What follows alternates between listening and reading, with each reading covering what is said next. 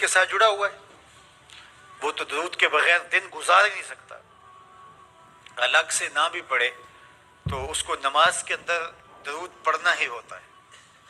درود ابراہیمی تو نماز کا حصہ بنا دیا گیا اور اس کو کثرت کے ساتھ درود پڑھنے کی ترغیب دی گئی۔ تو درود ایک ایسا وظیفہ ہے کہ جو اپنی زندگی میں جتنا زیادہ شامل کر سکتے ہو اتنا زیادہ شامل کر لو۔ ویسے بھی درود پڑھنے سے بچوں میں تقدس پیدا ہوتا ہے، بچے پاک دامن رہے، عفت مآب رہے، ان کی طبع میں تقدس رہے۔ آپ چاہتے ہیں، ہر ماں باپ چاہتا ہے، اور پھر دور موجود کے اندر جو فتنے ہیں تو بہت ضروری ہے کہ ہماری اولادیں تقدس مآب رہیں، تو ان کو درود کی ترغیب دو، تو اس کا عملی نتیجہ یہی ہوگا کہ ان میں تقدس کا جوہر پیدا ہوگا اور ان کی عصمت کی حفاظت رہے گی۔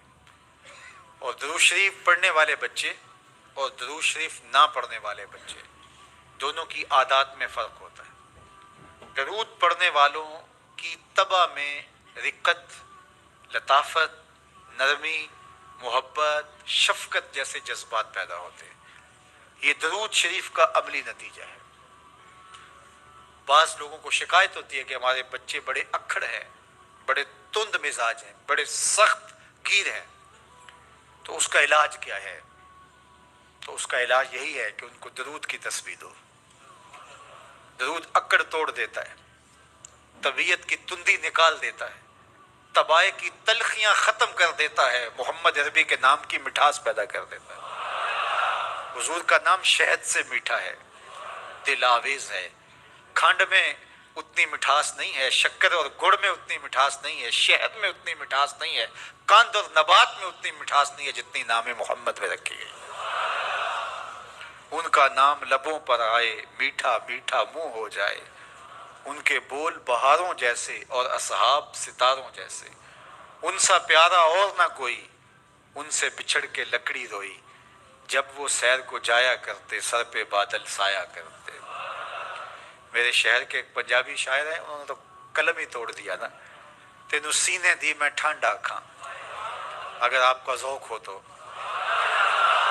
تینوں سینے دی میں ٹھانڈا کھاں، شہد گلاب تے کھانڈا کھاں، تینوں نبیاں دا میں لاڑا آکھاں، تیرے ہجر دے وچ میں ہاڑا آکھاں۔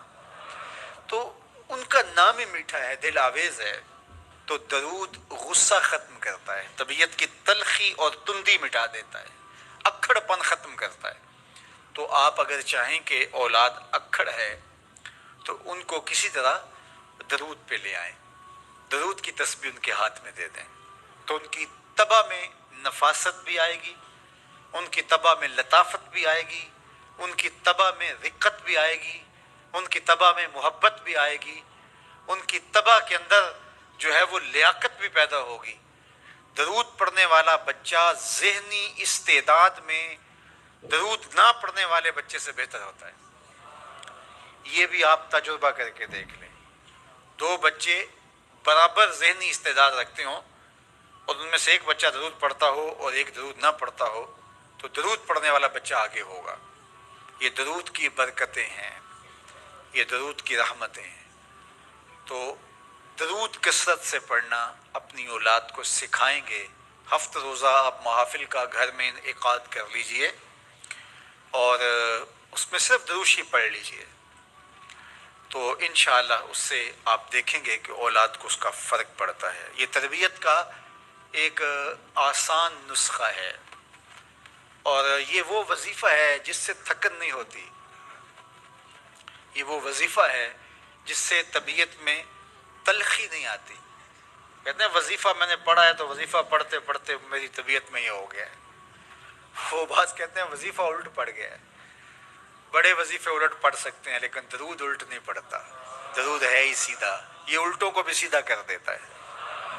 تو درود پڑھے اور یہ منہ بھی میٹھا رکھے گا، یہ دل بھی ٹھنڈا رکھے گا، یہ دنیا بھی ٹھنڈی رکھے گا اور آخرت بھی ٹھنڈی کر دے گا۔ درود چراغ بھی ہے، درود کستوری بھی ہے، خوشبو بھی ہے، مہک بھی ہے، شہد بھی ہے، گلاب بھی ہے، کھنڈ بھی ہے۔ اور سینے کی ٹھنڈ بھی ہے۔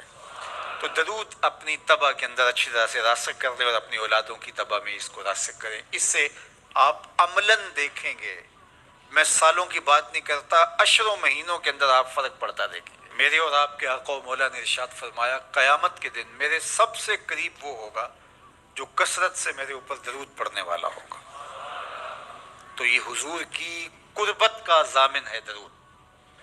تو اس لیے اپنی اولاد کو حضور علیہ السلام پر درود پڑھنے کی ترغیب دو۔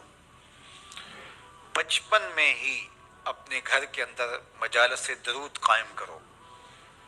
روزانہ کی بنیاد پہ ہو تو بہت اچھا، نہیں تو ہر 8 دن کے بعد ایک دن ضرور متعین کر لیا جائے۔ جمعۃ المبارک کے دن کثرت کے ساتھ درود پڑھنے کی ترغیب دی گئی ہے، اور فرمایا اس دن فرشتے حاضر ہوتے ہیں۔